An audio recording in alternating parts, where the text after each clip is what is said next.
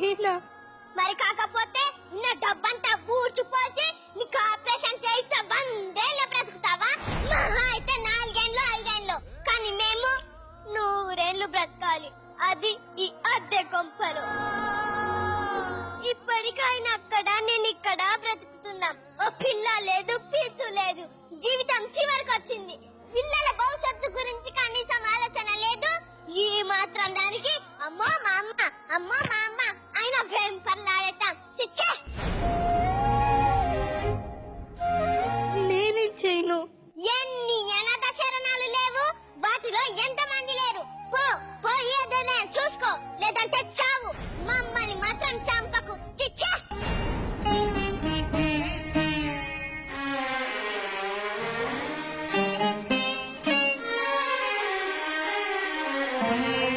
ఇదేలే తరతరాల చరితం, జ్వలించే జీవితాల కథనం.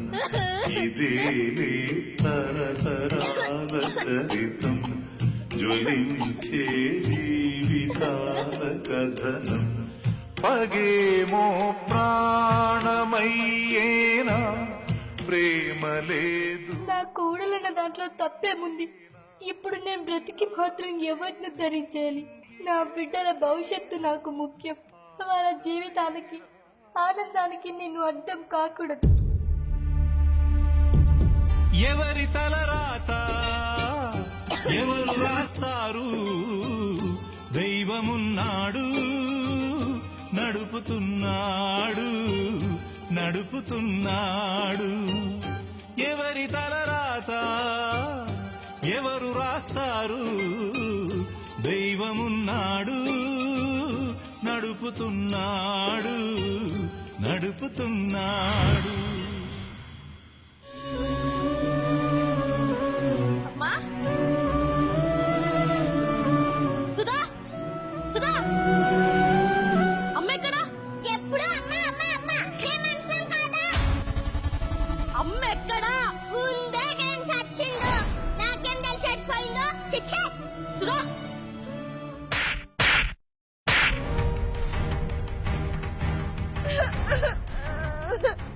నాకు చెప్పకుండా మా అమ్మ ఎక్కడికి వెళ్ళదు. నువ్వే అదా ఉంటావు.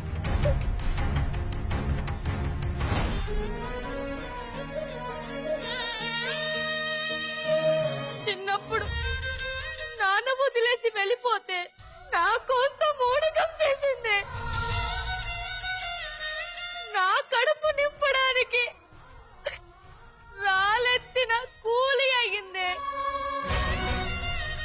నీలాగే అన్నాడు నా సుఖం నాకు ముఖ్యం అని ఆలోచించి ఉంటే మా అమ్మ వేరే ఒకరిని పెళ్లి చేసుకొని వెళ్ళిపోయి ఉంటే నేనెక్కడ ఉండేవాడినే?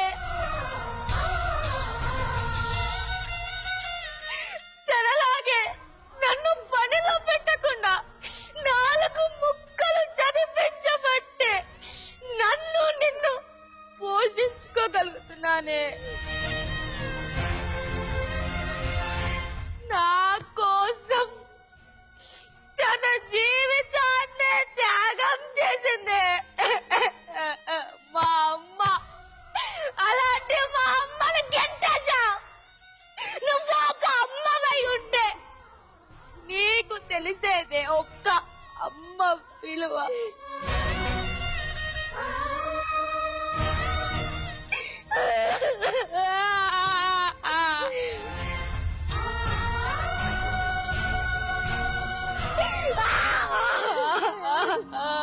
మన సుఖం గురించి ఆలోచించాను కానీ ఇలా మీకు దూరం అయ్యే పరిస్థితి తెచ్చుకుంటున్నానని గ్రహించలేకపోయాను.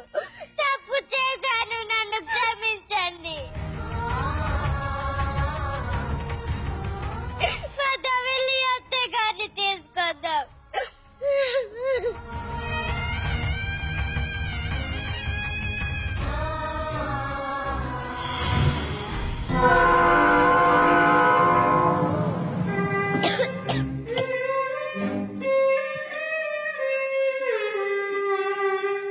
అమ్మా, అయ్యా,